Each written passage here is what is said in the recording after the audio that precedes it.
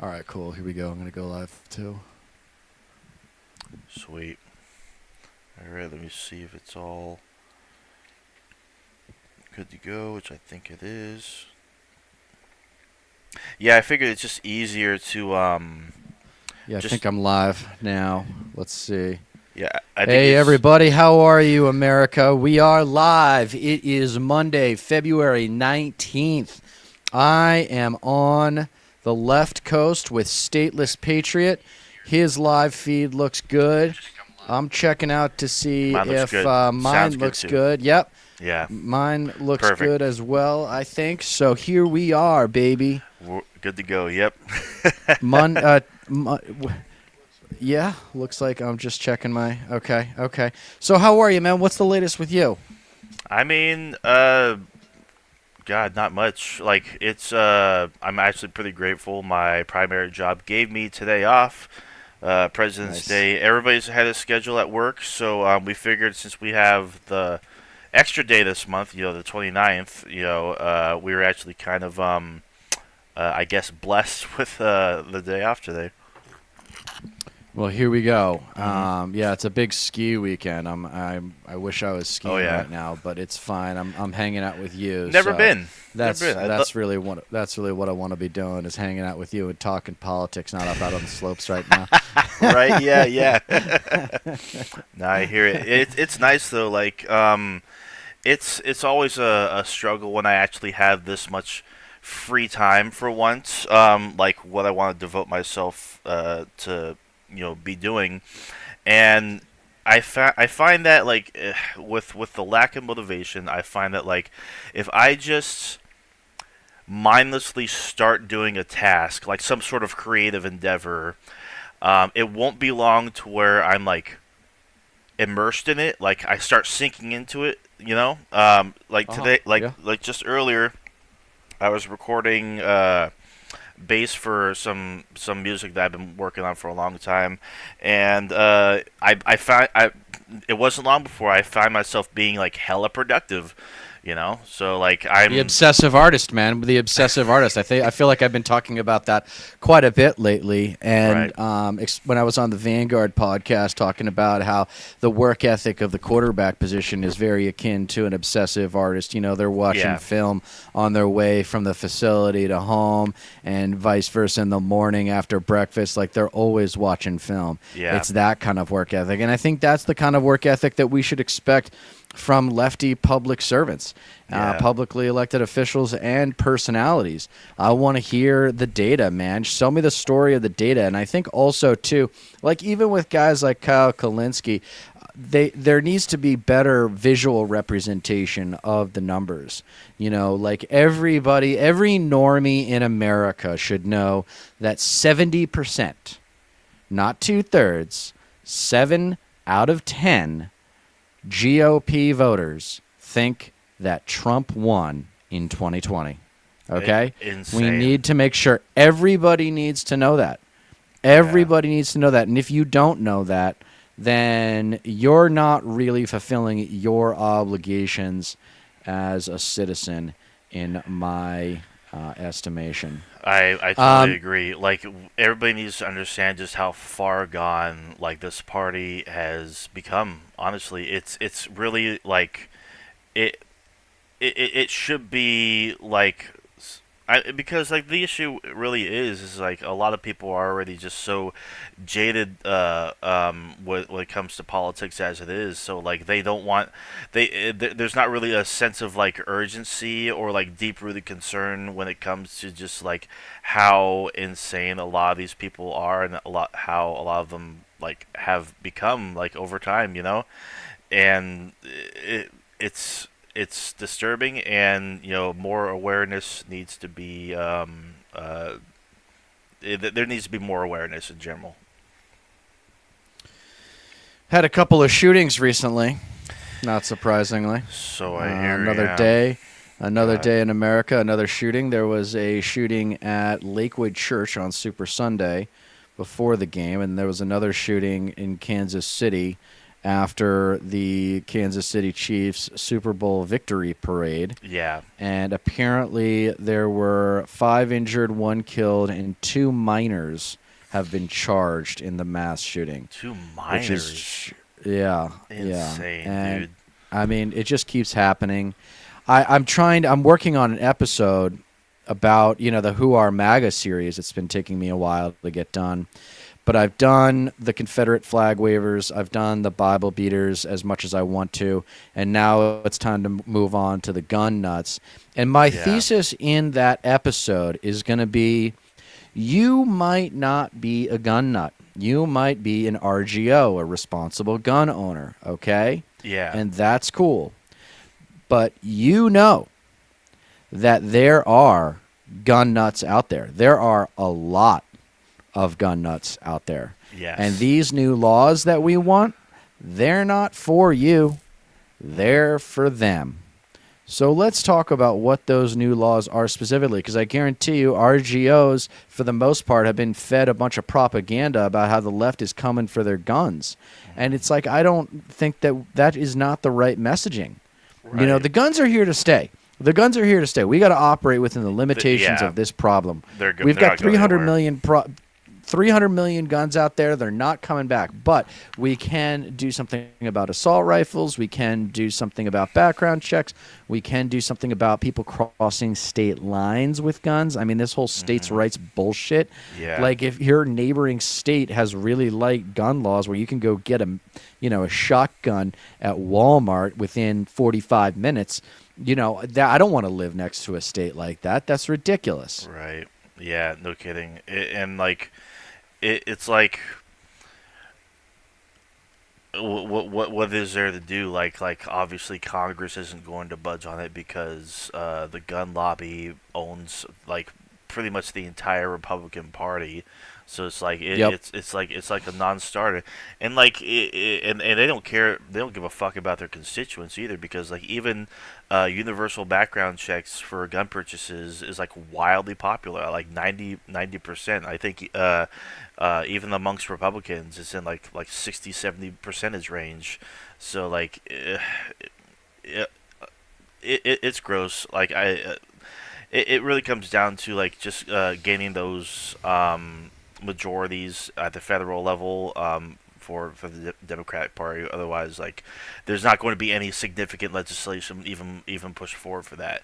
Like sure, like better, like there's like states like California aren't doing such a bad job with it. Like more blue states, like cracking down on universal background checks for gun purchases, as well as deterring those with a history of domestic violence and domestic abuse and whatnot, and preventing them from ever owning a firearm, because that's like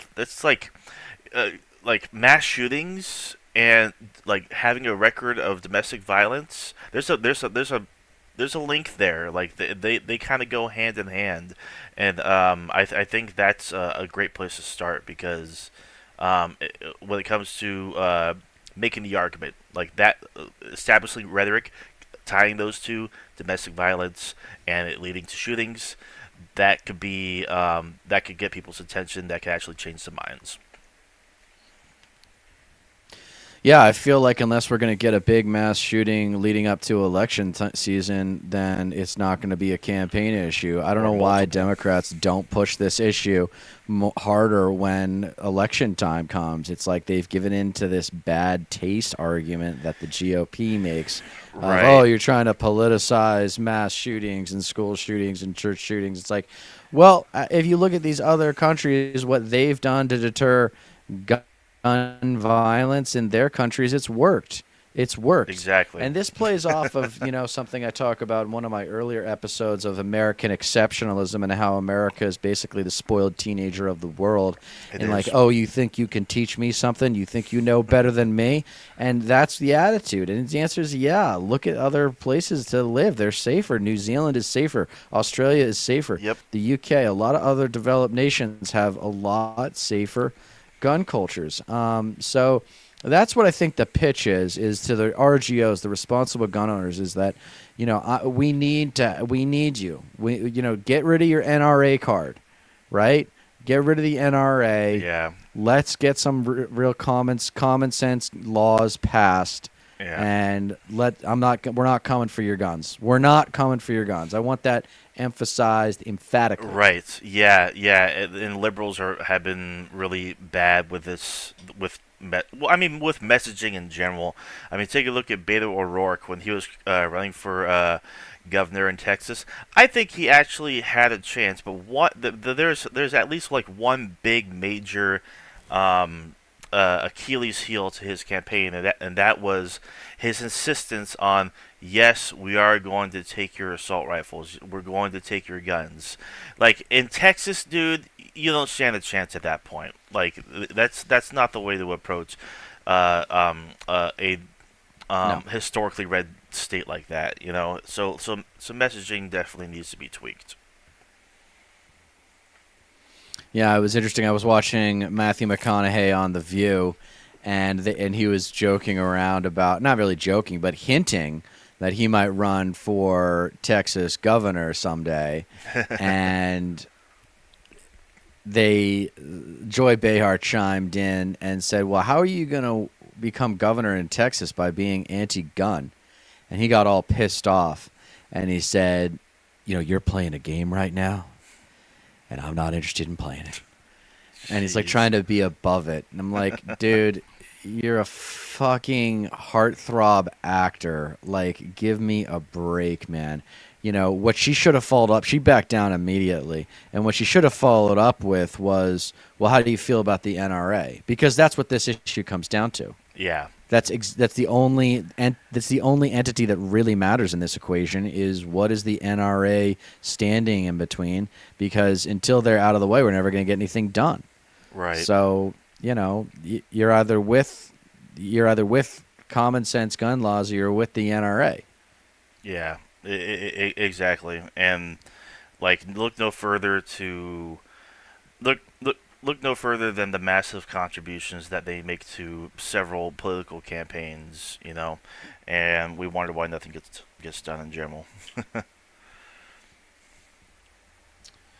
So the mass shootings are going on. What else do we want to talk about? The Russia drama. I'm kind of ignorant on this Russia drama. I mean, it seems to me like it's just another data point of Vladimir Putin being a complete and utter political gangster, and he just doesn't care what people think. He's going to kill any and all threats to his livelihood that aren't nuclear. Yeah, yeah, no kidding. I mean, I haven't followed it that much either, but I'm not really surprised. Like he's a despot, he's a wannabe dictator, so like any form of dissent, like he's going to scrub it away. Like like some months back, the excuse me, I think it was the leader of the Wagner Group or whatever. Yeah, He was like what, like he got like killed in a helicopter crash, or it was down airplane. something. Yeah, Yeah, yeah. airplane. It's like, and like for once, like it was someone who's like directly challenging like the legitimacy of Putin's power, and he was unalived as a result.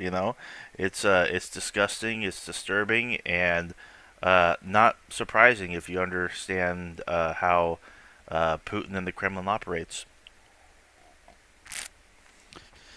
It's a shame because Russia actually has a pretty amazing culture. If you study Right. acting and the craft of acting, that goes back to a lot of Russian Jews and Stanislavski, people like that.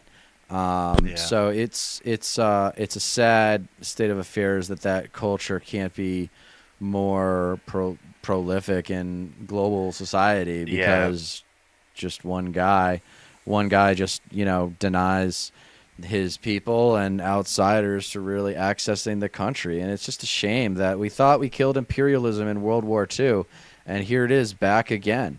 And it's on a big scale with Russia, Ukraine, and it's on another scale with Israel, Gaza. Yeah. You know, Exactly.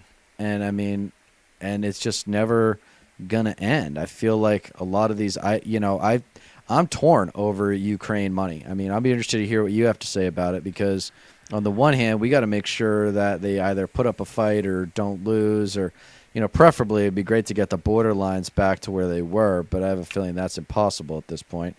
But I mean, we also shouldn't be footing the bill the entire time. Yeah. So I don't know what the answer is, but I know it's got to be. We can't just let them wither away at the hands of Putin and the Russian military. Yeah, I agree, and that's ultimately what it comes down to. Like giving any leeway to Russian imperialism, any territorial gains, is just incentivizing them to go for more. I mean, and they clearly haven't learned a lesson. Like they've eviscerated like hundreds of thousands of troops at this point. And it's like at this point the war is like at an effective stalemate. So like if anything is to be done, it's going to require like massive regrouping, um, uh, an effective strategy to push back and push out the Russian troops that currently occupy various territories in the east, and I mean it sucks like the fact that we're blowing so much money on it, but like to deter Russia, I think is a worthwhile effort because like fuck imperialism, while at the same time we're giving the green light to Israel, who's doing the exact same thing in South Lebanon and all throughout Gaza. It's absolutely disgusting. It's all twisted, dude. I hate it. Yeah, and a lot of it's legacy warfare. I think we have something like 600 bases around the world, 600 military installations around the Yeah. globe that the U.S. has to pay for and operate all the time, 24/7, around the clock security. All those people got to be fed and paid and housed, and it's just this huge undertaking. And it's kind of like after World War II, we established this global economy, Hmm. or at least the seedlings of it, and then it evolved into what it is today. But it carried with it so much baggage of the past that we just can't get rid of. We do not need to have that, or at least we should not need to have that many military bases around the world. Yeah. And I mean, who else is footing the bill for protecting this global economy? And, Yeah. a lot of people, like the right, loves to talk about China and how China's our enemy and China's our adversary. I mean, Taiwan and North Korea make the China relationship problematic for me.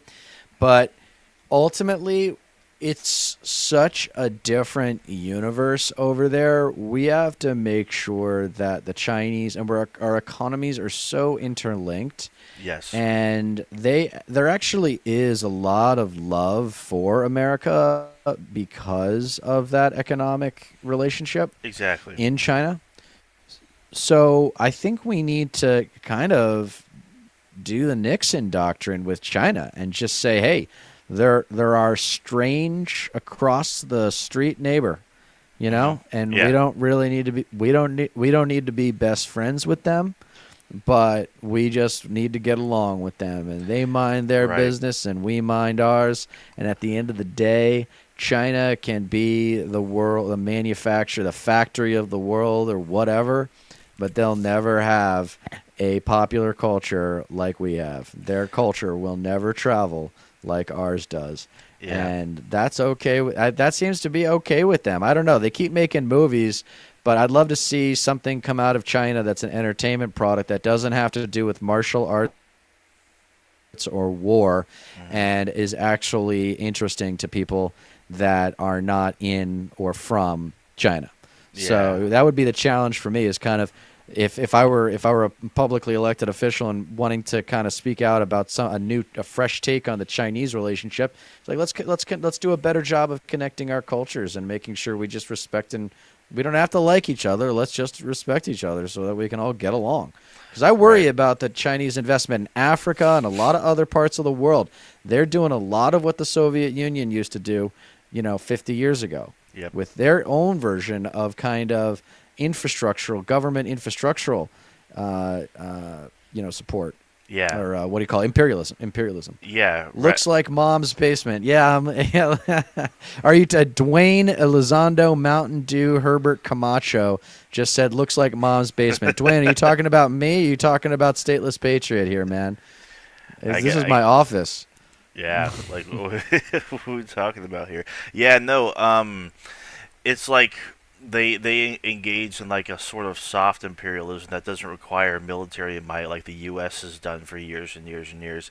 And I think it was even like even Putin understands the necessity of a relationship with China. Like I think I'm pretty sure it was him. I think it was when he was talking with Tucker Carlson, and I think he praised the Chinese government and made it a point to be like, hey, like they're pretty essential, honestly. Like they've got a massive economy, and I mean, the world kind of really needs them, and to do away with any sort of like relationship with them, or I mean, let alone trade, or like just try to start conflicts with them is just foolish. Like by every sense of the word. Counterproductive. It's just exactly. It's Yeah. just counterproductive. Yeah. It's just counterproductive, and that's why I say it's if I were to go there and make a message, I'd just say not better, not worse, just different. Yeah. Just different, man. Exactly. I am actually it's a weird type of religious culture there where the religion is the state, and I made a comment in one of my recent videos where the GOP's sense of patriotism is actually not so different from the Chinese sense of patriotism, where in their country the state is their religion. Well, Yeah. the GOP might not see it that way, but if you analyze where their belief system comes from, their religion and their entertainment is absolutely their politics. To suggest otherwise Yeah. is to ignore how they process information and why conservative YouTube is so much more popular than lefty YouTube. Because Yeah. conservative YouTube is an entertainment product much more so than lefty YouTube is. Exactly. It really does center around political content in general. Like it's so pervasive. Like it's everywhere. It's on your social media feeds, on the TV channels you watch, and it's in everyday conversations too. And they think that everyone thinks like them because they're all repeating the exact same thing to each other day in and day out. It's The great. echo chamber, absolutely the echo chamber. Yep. There was a study about prisoners of war and the propaganda system that I think it was the Vietnamese, North Vietnamese did, and they put up propaganda all over the place for the POWs to have to look at every day. And Yeah. eventually they started to believe it. They started to believe that America was the enemy. They started to believe. So, brainwashing. Right. Yeah. And it just seems to me like because the conservative media machine uses these archetypal points of cultural interest, such as the military and religion, Yeah. and the concept of American exceptionalism. For whatever it's worth, I'll just come clean. I watch Morning Joe every now and then, Okay. and it's really just to see how normie Democrats kind of what the information that they're getting, because I know a lot of normie Democrats watch MSNBC because they hate Fox News, and CNN isn't really, doesn't have enough, guts to it, I would say. Yeah. So, they churn on MSNBC, and I watch Morning Joe, and they just they're delusional now with Biden, and they're giving Yeah. in to the hypocrisy of blind faith. And and it has the echo because Joe Scarborough is an unapologetic American exceptionalist. Yeah. And It has the echo of that. Yeah, not to mention, apparently Joe Biden actually really likes watching Morning Joe as well. So it's like, Okay, so yeah, go keep ahead. going. Oh no, like he Okay. even like they'll go out of their way to even like like try to talk to him directly like through the show apparently too. It's just it's gross. They're like such sycophants to him too, like especially now that they know that he actually does enjoy watching Morning Joe from time to time. Yeah, and it's not so different from the way Trump used to watch Right, Fox News and exactly. Fox and Friends in the morning, and he Sean watched Tucker and Hannity. stuff. Hmm. I'm getting some chat love. I want to make sure we reward our early viewers. Dwayne Elizondo, Mountain Dew, Herbert Camacho says that GOP uses algorithm companies like Cambridge Analytica and Deep Root Analytics to brainwash rural Americans with memes and feeds. Yeah. No doubt that that's true. He Yep. also says that does China have a population of high school dropouts that they pander to for votes? And I would say they probably don't. Education is a pretty big deal in China. It might not be perfect. Yeah. It probably isn't. It's probably very flawed. But they make sure that high school kids and stuff, they know that their basic math, their basic communication skills so that they can get into the workforce and serve the almighty government of China. Yeah. Big red, baby. Big red China. Exactly. That's, so Dwayne Elizondo, that's what I got for you. I don't have a concrete answer to your question. They might have high school dropouts that they pander to for votes, but I don't think that's right because their elections system is very different from ours. And I Yeah. think he's probably just being ironic there. Right. Yeah. Yeah. No kidding. He says capitalism relies on uneducated, doesn't it? Well, here's the thing about capitalism. There are versions of it. There are Yeah. different forms. There's different ways to organize a society according a consumption-based society towards the relationship between the government and the private sector. Now, our system is way off the rails with deregulation. And the whole point of regulation is to make sure that the competitive environment in which businesses operate is fair. Fair to the Yeah. worker, fair to the consumer, fair to the owner, fair to the companies themselves, so on and so forth. And it all started with Reagan and this idea that you can get economic growth by way of deregulation and tax cuts, that's the way to grow the economy. That Right. started under Reagan, and that has reverberated throughout our society since then and gone into a steroid level of abuse with the last 24 years. I'd say W brought it to a new level, and then Trump brought it to a new level after that. Yeah. And, the thing that really kills this momentum and this idea of efficient government versus like big, again, here we are at framing again, right? Big and small government versus efficient and inefficient government, right? And Clinton, as brilliant as he was, gave in to the framing of big versus small when he said the era of big government is over. It's like, dude, you're just reacting to the way Reagan set it up.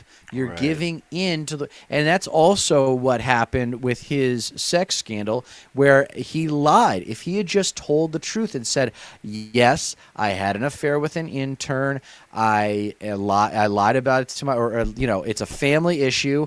I'm not going to lie about it, but I'm also not going to talk about it. It's a family issue. It happened. We're dealing with it. My job is to be the president of the United States. But instead, he gave into the conservative traditional value system and ended up looking like a liar. And he was a liar. He was a Yeah. filthy liar. And the Democratic Party's got to get away from that damn family if we're going to move on God, and have no consistent success with and shed this identity of incrementalism. Yeah. That's what's killing the Democratic Party is goddamn incrementalism. Can't Yep. stand it. Yep. Yeah. They still have not moved on from how they operated under the Clinton presidency. Honestly, it's like, excuse me, endless capitulation to the right and to conservatism, and yeah, incrementalism, uh, talking with your thumb pointed and whatnot. Like it's trying not to step on any toes, like not fighting back, not fighting hard, and yeah, just because it's literally all still just a reaction to Reagan, who was who gets worse and worse as time goes on as a president. Well, and that has the most egregious error was the AIDS epidemic in terms of domestic policy. He was so Yeah, wrong. yeah, His administration was so heartless. They treated gay people as if they were freaks from Mars that didn't deserve basic human rights, basic health care. They right. didn't acknowledge the proliferation of the disease. They didn't take it seriously. Obviously, it wasn't like the same as COVID, but here, there you are again with the GOP not wanting to listen to science, instead make a value judgment about the crisis that once again is narcissistic. Yeah, It's like if I acknowledge that these people deserve equal rights, then I acknowledge that they are equal to my southern, Republican GOP voting base, and they don't yeah, want to hear that. Here of we are course. again at the Lyndon Johnson quote, right? In general, give someone else to look down on, and they'll let you pick his pocket. Exactly. Yeah, it's crazy how a lot of it just still just rings true today, like for real. All right, I got some more chat. Love capitalism. Oh, we said that. Now the media helps capitalism call price gouging, quote, inflation. Yeah, sure does. Uh, Capitalism used the pandemic to price gouge. yep. Yeah, I'd say it did. Yeah, I'd say the system definitely. I mean, the system favors the giants. Even look at YouTube, man. Look at what we're trying to do.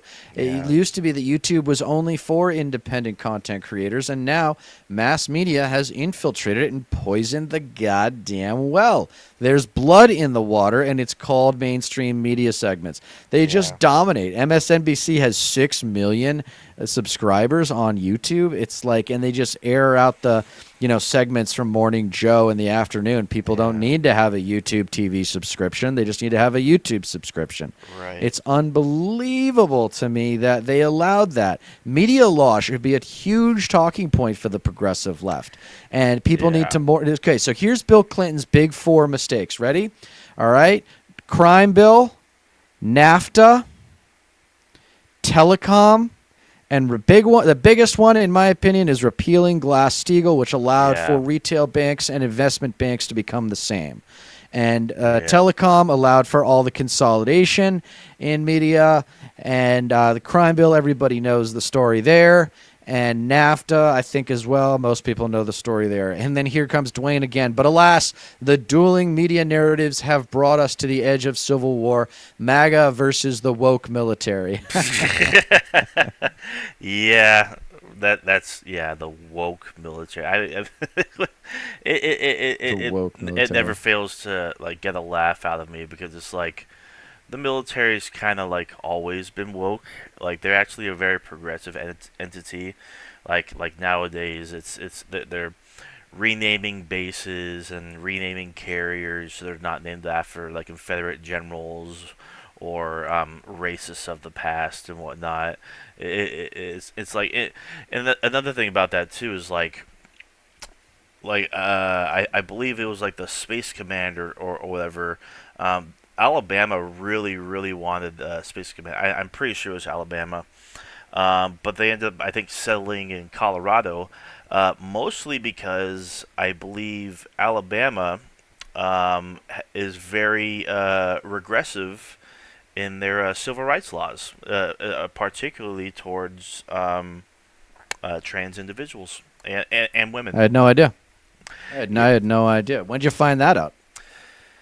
Uh, sometime in the middle of last year. I believe I think I watched Bo of the Fifth Column cover it, but and that's the case for like multiple different bases. It's like um, I think the military is even like paying their servicemen servicewomen if they're in a state that has like restricted access to um, like reproductive medicine and access to abortion and whatnot, to actually travel out of states and get what they need to like taken care of. Because it's like it's so pervasive in a lot of these red states that it's like like like the generals and like the top brass are saying that it's a readiness issue, because it's like if our service women, servicemen and women, aren't able to like access like the proper medical care that they need, like that's going to cause a readiness issue in these areas. And so like it's no wonder a lot of the Republicans are like claiming that the military is woke, or they're starting to butt heads. Like I think it was like Tuberville or whatever. Senator Tuberville was like holding up promotions for a long time because of this Yeah, fucking Tommy nonsense. Tuberville. Yep. Yeah. Yeah, you know So, what you know how he got into politics? He was the coach of Auburn football. Yeah, oh my God, wild. that's what we need is football coaches as politicians. That's what we need more of in this country. Yeah, no I mean, kidding. dumb jock, man. Just if you coach dumb jocks, you probably have the mind of a dumb jock. No kidding. So, yeah, it's interesting you make all these points. I remember some of them for sure now that you bring them back up again. Yeah. And the key to getting the military vote for me has got to be Veterans Affairs Yes. after and retirement and health care. And just treat the left should recruit the military veterans politically, because why Yeah. not? What are we? Because we're not patriotic enough. Right. Because we're not into war as much. Because we don't. I mean, we like all the movies about the military. Man, come on. Yeah. Like we can get there. We can get there with the vets. I think. Don't you think? Yeah, like conservative. I mean, obviously, like there are conservative, like patriotic military members and whatnot, but like they're just the loudest. There are actually a lot of progressive military members, like in service and whatnot. Like I think like a couple of their groups, like it might be the VA or something like that. I think they endorsed Bernie Sanders in 2020. It's like they're not all in for Trump, and like and the idea that a lot of these MAGA types believe that like the military would be behind Trump if he tried to like do a successful coup is kind of it's kind of insane. Like it's very likely not going to be the case, because a lot of service men and women actually understand that the Republican Party doesn't actually give a shit about them. They would rather defund the VA and deny veterans their health benefits and whatnot. I mean, the Democrats aren't much better, but at least they actually wouldn't like go out of their way to cut it and pretend that they're on their side, you know. So like, yeah, clearly like the Republican Party is not even remotely close to what the future should be when it comes to passing policy for veterans in general. I'm surprised that Trump didn't find a way to spend some more money on Veterans Affairs and shore up that uniform worship, I call it on one of my episodes, where Yeah, the no, GOP and conservative voters worship the uniform. yeah, he would rather champion legislation that bans transgender individuals from serving in the military. Like that's the most fucking important thing. Not the countless veterans that are homeless out on the streets, or the veterans that aren't able to access their benefits and healthcare. You know, it's he's just going to go along with what's being regurgitated amongst the culture warriors in conservative media. What if, I put in for the description for this episode, could California save democracy? I did What if see that. what if we said, I mean, I was just kind of like, I was just thinking like, what else could we put in here that would sound fun? Right, But yeah. I also do want our show to have a slant towards California, because I think, Nixon said that change in America moves from left to right on the map. And, there's a way to embrace that if we're in California. So why don't Yeah. we make veterans in California have no worries, like they have a nice place to retire in Oceanside, or course. and and it'd be cool if we had a governor that had made that a priority, and we could have kind of overtaken that in a branding Yeah. way. My mind always goes to political marketing, right? Right. So I don't know Yeah, if I that could have been, if that was a missed opportunity, if there were missed opportunities there. Right. No, I mean, when it comes to Democrats in general, like missed opportunities is like their whole brand at this fucking point.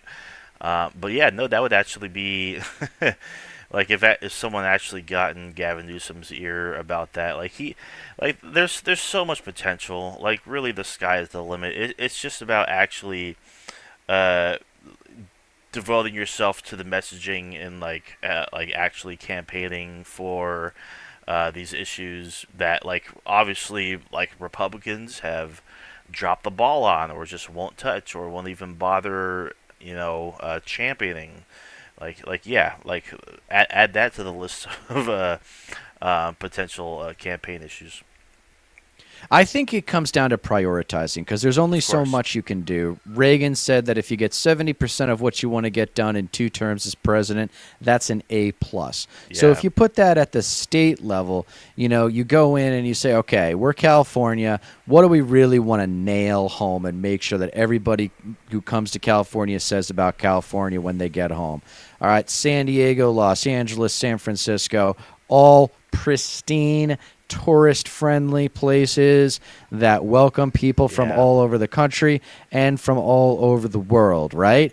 And Yeah. then you try to like bridge that resentment between places like Fresno, Bakersfield, Sacramento, the rest of the state, Hmm. and make sure that they care about what's going on in other parts of California and how their economic interests are tied together. For example, all the water. I don't know if we talked about it last time, but the water up in Northern California and how it Hmm. goes down to Southern California and kind of Yep. makes Southern California civilization possible. There shouldn't be resentment about that. A lot of jobs, a lot of economic, production is coming out of Los Angeles that benefits the entire state, benefits the entire country, Sure. benefits the entire world. And so instead of saying, okay, instead of building a rail system between Los Angeles and San Francisco, which makes a high-speed rail system, which makes absolutely no sense, instead of doing that, let's make homelessness a thing of the past in California. Let's Right. make housing, find a way to give them a Yes. minimum wage job, housing, Yeah. drug rehab, all the whole nine. And Right. because and you don't need to pitch it because it's the morally right thing to do, even though that should be a good enough pitch.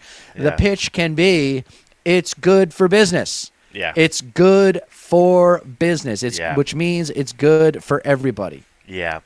Yeah, it's like I mean obviously those are like Southern California is like an economic hotspot like when it comes to like the whole country as well as the whole state. Um, it's just I think what a lot of like leftists and environmentalists point to when it comes to water usage is like the unnecessary like thousands if not millions of gallons that are used to water giant properties of like multi-million-dollar homes that aren't even really used that much at the expense of like the water that we really need up here uh, uh, for agriculture and for our fishing Right. industry as well.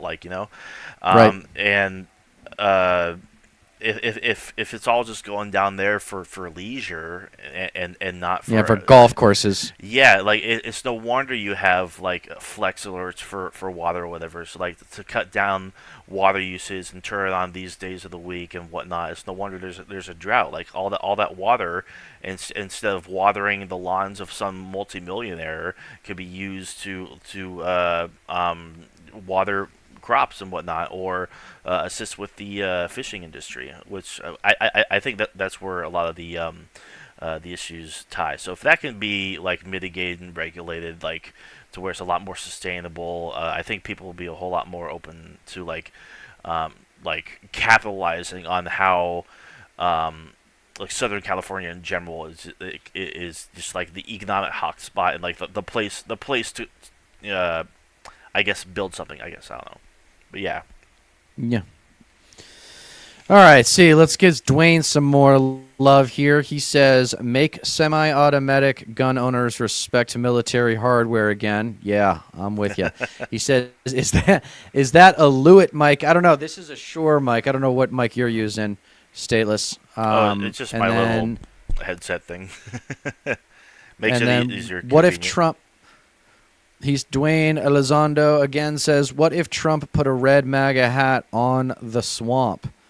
I mean, I guess he's saying that figuratively. Do you know what he means there?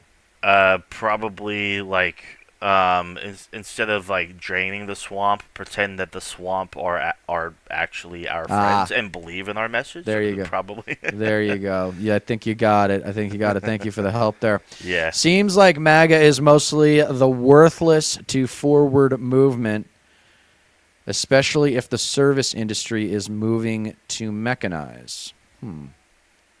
Seems like MAGA is mostly the worthless to forward movement, especially if the service industry is okay. He's saying MAGA is as worthless as the forward movement because Oh. the service industry is moving to mechanize. Which, Yeah. yeah, man, automation is something we got to talk about at some Right. point because it's scary. Like Of course. outsourcing was scary enough, but automation is really the one. There just aren't going to be a lot of jobs that people who aren't educated and don't have much intellectual credentials, and so Yeah. forth to get a high paying job, they're going to end up being phased out. So what are we going to do with them? Yeah. Yeah. No kidding. I mean, it kind of ties into to automation, but I'm just really fucking tired of the same tired, repeated arguments from even centrists that like if you pay minimum wage workers $20 an hour, oh well, that's just gonna like increase. It's just gonna make the prices go up across the board and whatnot. And they always point to the little guy. They always point to people that are struggling, the people that actually really need those wage increases, and not the fact that like the CEO of McDonald's or whatever makes $8,600 an hour. Somehow that's not an issue, it's like sure, like a lot of these, there's a lot of industry that can be automated and with like that don't really need human workers, but if we're going to if we're going to replace them, if they're going to be if the jobs are going to be automated away, there should be severance for those workers. Like, if you're going to invest a whole bunch of money into, developing AI or automation, you should at least give like a parachute to your workers that are being screwed over. I think if that's going to be the future, there should be regulation. There should be Yeah. regulation about that, like for sure. And I think a lot of the small business concerns can be taken care of with tax code reform. Yeah. If you treat small businesses special Yes. and give them some advantages like tax-wise, Yeah. and you tax the hell out of the corporations that can take it, Right. then we can maybe make things a little bit more fair. I think totally the big agree. Like no, yes. the big oh, go ahead, Yeah, ahead, no, State. no, it's like that's the way to do it. You counteract the fact that like wages are going up. It's going to be harder on small business owners because that's what all these like centrists and conservatives like to point to. It's like, oh well, the small business owners, how are they going to afford to pay that much? It's like give them a tax break. Like if they have a business that's small enough, like give them some breathing room, like so they can afford to pay living wages to their workers, like 100%. Yeah, with how intertwined the private sector is with government now, it's not hard to not necessarily pick winners and losers, but make the playing field a lot more even. And I think that the big narrative that the left has not emphasized enough. I don't know why this is not. Well, I do know why. It's because of campaign finance, but the big missed opportunity, another missed opportunity rhetorically for the left is Teddy Roosevelt, break them up. Break up the conglomerates, just like Teddy did the trusts. Yeah. These conglomerates are way too big and powerful. Yeah. Way too big and powerful. I can And literally hear like Elizabeth Warren in the background, like repeating like the last 5 minutes, all these points, like break up the big bangs, give tax breaks to small businesses, tax the higher like the bigger corporations and whatnot. Why do these big CEOs make so much money and that's not an issue when it comes to raising wages and prices have to go up. I couldn't agree more. And it's there's not only is there precedent for it, which just Yeah. because there isn't precedent for something doesn't mean it shouldn't be done. But Right. that's such a weird way of thinking. It's not a weird way; it's just a traditional way of thinking of like, is there precedent for this? Is there precedent for impeachment? Is there precedent for taking an attempted insurrectionist off the ballot? And it's like, oh no, when I don't care if there's precedent or not. Yeah. Just do it. Yeah. Because that's what the system is. The system is there to take care of those kinds of problems. Exactly. All right, I got another chat from Dwayne. I believe MAGA is a psyop to mechanize the service industry. Sure. I'll This guy's, take it. this guy's, you're funny, Dwayne. Dwayne, find me on X, man, and get you on the show if you want. You got a good sense of humor, bro. I'm sure. And we got some crazies, man. We're gonna run into some crazies doing this. It's great. You got any Yeah. chats in your feed that you want to respond to? Nothing's coming up so far. Okay. I've had a couple concurrent viewers, but that's about it. Alrighty, so what else you want to talk about? Happy President's Day to President Trump. Just scrolling Twitter here. The effective federal. Here we go. Here we're talking about taxes. Let's do this. All right, let's do this. Robert Reich, he's one of my favorites. The effective great. federal corporate income tax rate. 1950, it was 50%. 1990, it was 25%. And 2020, it was 13%. Yeah. Tell me that's not a problem. Yeah. Tell me that's not a problem, man. That is a kidding. problem. We literally, the golden age of economics was throughout the 40s up to the early 70s, where, like, the top marginal tax rate across the board was upwards of 70, 80, 90%. Like, if you want, like, strong economic change, I love Richard Ojeda, by the way. He's great. If you want, like, actual economic change that makes a difference, raise the tax, raise the top marginal tax rate. The Nazis were stylish, huh? My God. I like Richard Ojeda too. I wish Yeah. he weren't so pro Biden. He's a Yeah. little bit of blind faith Biden. Look at Right. her. She used to be married to Gavin Newsom. Oh, really? All right. This is like, yeah, this is. You can tell I watch a lot, or I don't really use Twitter as much as I should. It's a Hannity, dumpster fire. and it's just a mess, man. It's just such a shadow of its former self. Yeah. So I don't know. I don't know if we don't need to Especially be the For You tag. scrolling. Yeah.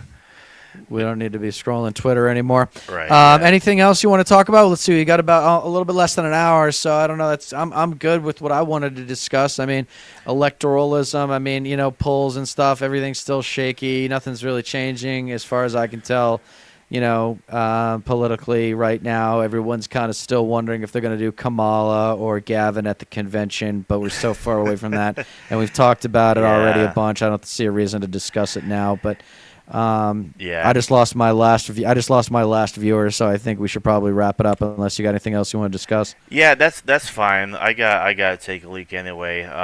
So I'm cool with that. Nothing's really coming to mind. Yeah, and I got a busy ass week ahead of me. I'm working both jobs every day this week except Wednesday. But I'm going out of town Wednesday, so it's gonna be it's gonna be a crazy week. But I'll probably start if I come across something that I think would be just like perfect for covering on the stream, I'll set it aside and like we can cover it together. But yeah, I'm pretty good. All right, man. Well, I guess I'll see you next week because you're busy Wednesday, right? Yeah, honestly, I think we might even be able to do unless my second job screws me and for some reason decides to schedule me at least one of those days, which isn't likely, but we might be able to actually do more than one day next week. If not, maybe even all 3 days. But I'll definitely. Oh, that'd be great, man. I want to do the more the better. And I'm producing Yeah. more content on. I'm producing more content. I'm recording more on Wednesday of this week. Yeah. So we'll have more speaking of stuff. We which, can have more stuff to. Yeah, speaking of which, like, yeah, I'll actually even make sure because I still haven't gotten the chance to do so. I'll watch the latest shit that you did, particularly your appearance on Vanguard, because I'm really interested in seeing your guys' conversation.